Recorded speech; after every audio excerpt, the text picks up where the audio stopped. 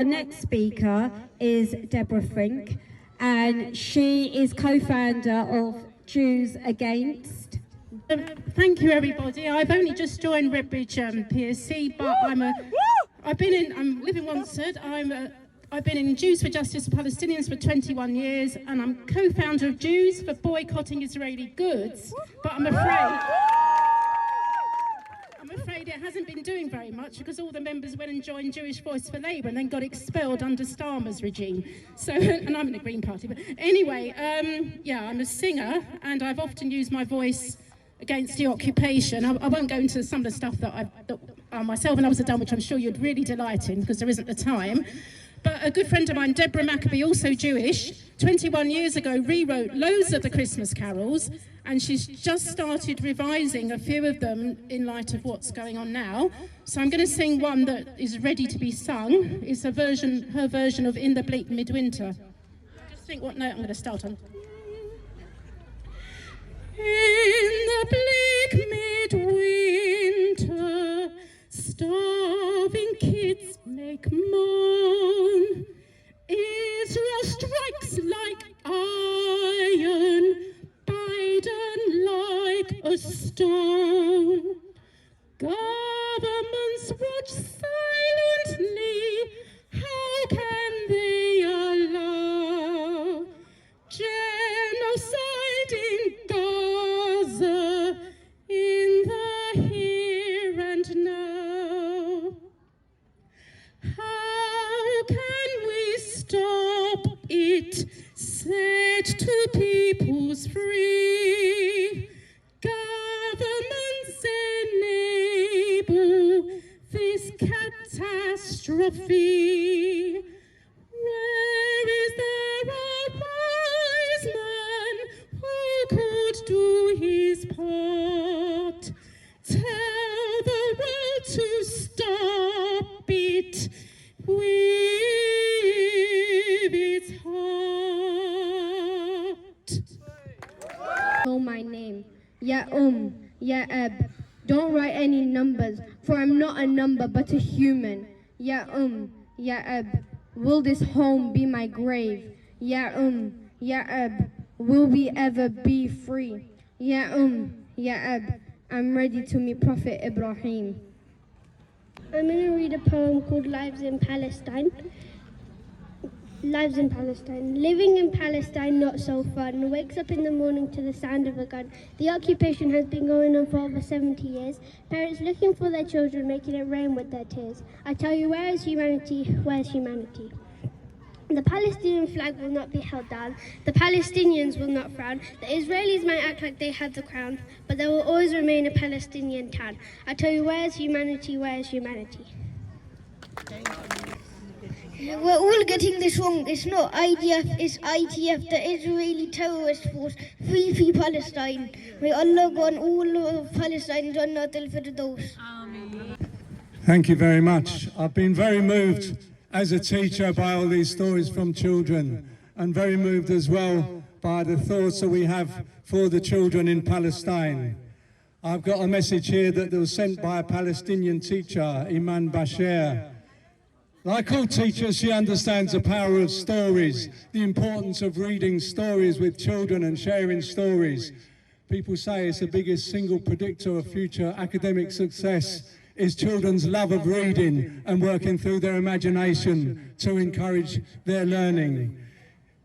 Before October, she wrote this: "Here I stand. Whenever my students find themselves drifting into boredom, I whisk them away with the magic of storytelling. Should the teacher require a brief respite, it's my tales that fill the void. And in those moments when I struggle to capture my students' attention, I turn to the power of narrative. Believe me, there's always a perfect moment for the birth of fresh tales." After October the 7th. Iman Bashir to a letter to her students in Gaza. "Now where are you, pretty faces? Come out wherever you are. Come out from the shelters, the graves and the rubble. Come out from the shadows, the depths of despair. and the echoes of silence. Come out from the posts of mourning and last photographs. Come out from the fading memories of those who once knew you. Come out, and etch your presence in the hearts of those who yearn to know you. I have a story to tell. Gather around, dear departed souls, for I shall weave a story for your ethereal ears. As you, the silent audience, gather in spectral unity, your presence is felt in the stillness of my soul. Reach to places, to depths that normal speeches can't reach in our emotions. They speak to our emotions so powerfully. That's why perhaps they killed Rafit Alaria last week, the Palestinian poet who wrote the poem we heard earlier on. He also wrote these words in 2022. It shall pass, I keep hoping.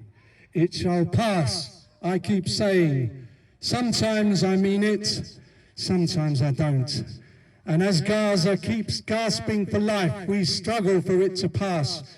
We have no choice but to fight back and to tell her stories for Palestine. American representative in the United Nations being the only one with his hand raised against a ceasefire.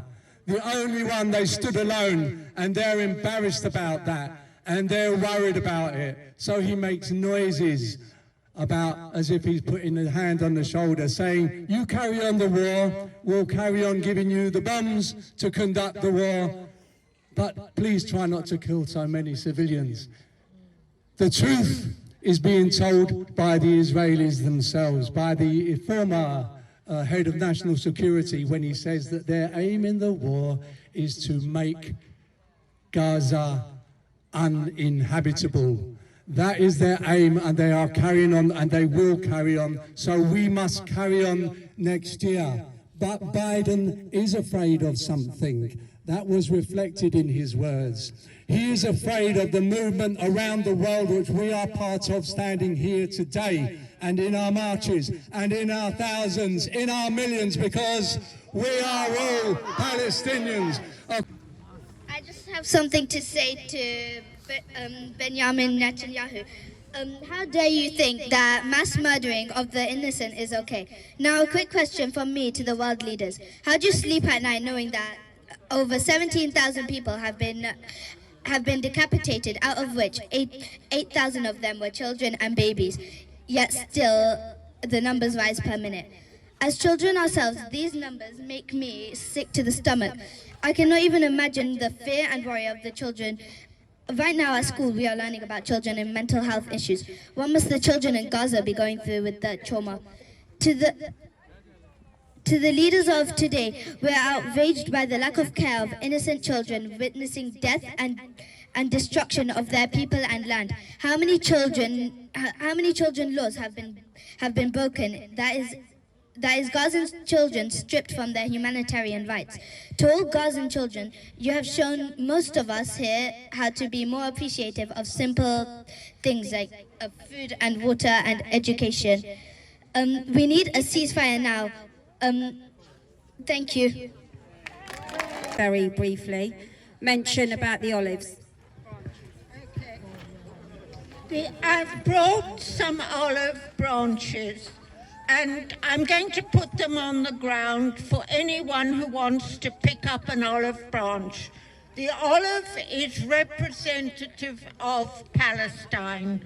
The olive oil is from Palestine, and olive branches are the branch of peace. Let us, if you can, take an olive branch. I leave it on the floor for those who want to remember Palestine and to work for peace.